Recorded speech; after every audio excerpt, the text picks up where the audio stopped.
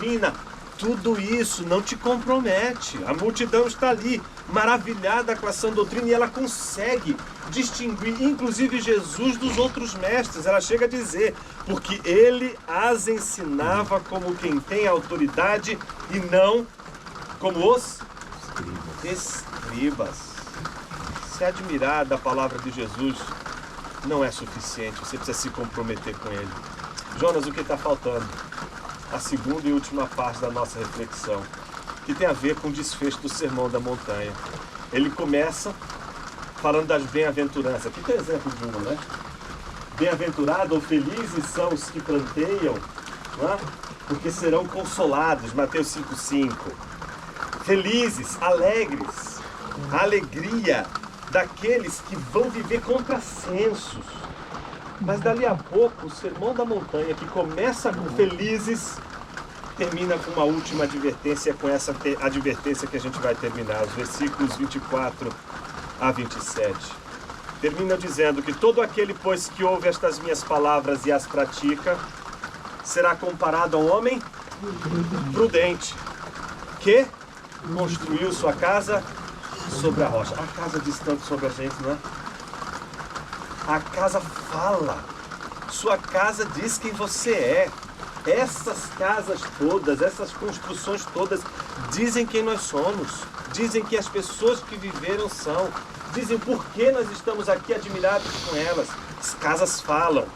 E essas duas casas com as quais Jesus termina a meditação, o sermão dele, são importantíssimas, porque aquele que ouve a palavra e guarda, aquele que se compromete, aquele que sai das multidões e não apenas se admira, mas se compromete, se comprometer, não é só ouvir, não é só achar lindo, como é lindo esse discurso, mas é praticar, ouvir e praticar a palavra. Será comparado a um homem prudente que construiu sua casa sobre a rocha. Caiu a chuva, transbordaram os rios, alguns vão ficar com medo agora, sopraram os ventos, bateram com força contra aquela casa, mas ela não desabou porque tinha sido construída sobre a rocha. Mas todo aquele que ouve estas minhas palavras e não as pratica, será comparado a um homem insensato, que construiu a sua casa sobre a areia. Caiu a chuva, transbordaram os rios, sopraram os ventos, bateram com força contra aquela casa e ela desabou, sendo grande a sua ruína. Jesus veio colocar uma espada entre a multidão e os discípulos. Veio colocar uma espada entre o homem tolo e o homem sábio. Entre aquele que constrói a sua casa na rocha e aquele que constrói a sua casa na areia. Jesus começa o seu discurso chamando para perto aqueles que querem ouvir a sua palavra e querem cumprir a sua palavra. E ninguém vai cumprir a palavra do Senhor construindo em primeiro lugar a casa na areia. Quem quer construir a casa na areia quer só se admirar com as aparências, quer o discurso lindo, quer as coisas que se mostram belas, a doutrina bonita, todo mundo bonitinho. É o nominalismo evangélico também dos nossos dias. Sou evangélico, filho de evangélico, não é? Então tudo aqui é tradição, que é coisa linda e maravilhosa.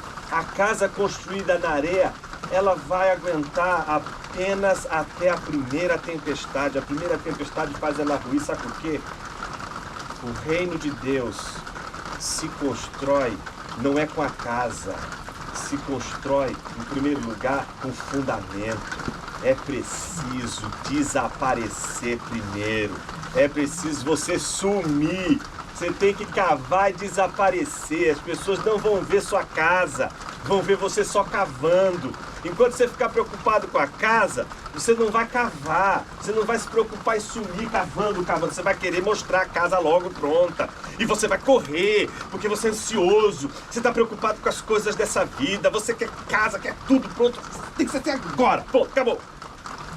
E aí Jesus termina dizendo assim, ó, tem dois caminhos. O caminho do compromisso, vocês não vão ver a casa pronta. Agora não. Porque vocês vão ver um canteiro de obras. Vocês vão ver um buraco aqui no chão primeiro. Porque uma casa que resiste à tempestade, ela começa bem feia. Ela é muito feia. Ela é um canteiro de obras. Mas depois que se ergue a casa bonita, é como a cruz num dia e a ressurreição do outro. É a feiura da cruz num dia mas é a beleza e a glória da ressurreição no dia seguinte. Se você quer uma casa bela, mas sem a feiura da cruz, sua casa vai cair. A casa vai cair.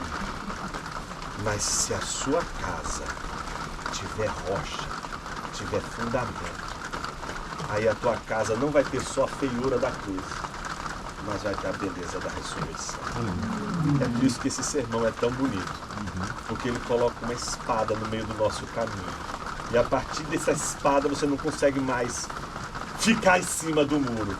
Ou você fica ainda na multidão, ou você vai para o lado dos discípulos. Se você ficar na multidão, você corre o risco de nos últimos dias dizer: crucifica-o, crucifica-o.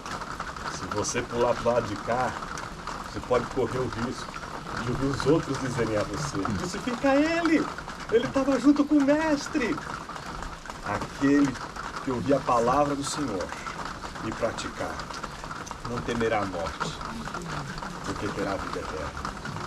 Que essas palavras fiquem em nosso coração como uma semente nessa manhã, fazendo a gente meditar sobre quanto a palavra de Cristo Jesus, ela coloca uma mudança em nossa vida, em nossa maneira de enxergar as coisas.